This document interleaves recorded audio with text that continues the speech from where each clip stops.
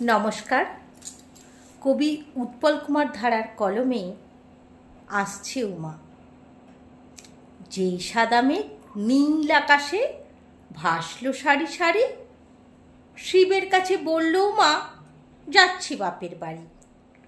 সেই সময়ে ভোরের পাখি মেলিয়ে দিয়ে ডানা আকাশ পুরে ছড়িয়ে দিল খুশির খবরখানা।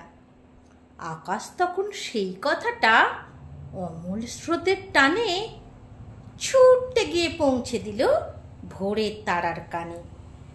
মায়ের আসার খবর যখন শুনল ভোরের তারা, গাছের চিকন পাতায় পাতায় জাগিয়ে দিল সারা।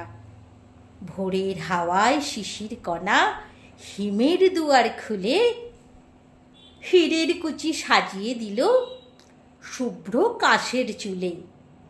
অমনি তখন কাশফুলেরা সবুজ ক্ষেতের আলে দুলিয়ে শরীর উঠল নেচে হাওয়ার তালে তালে। সেই খবরে শিউলিরা যে উঠল নড়ে চড়ে, সহস্র ফুল ঘাসের মাথায় পড়ল তখন ঝরে।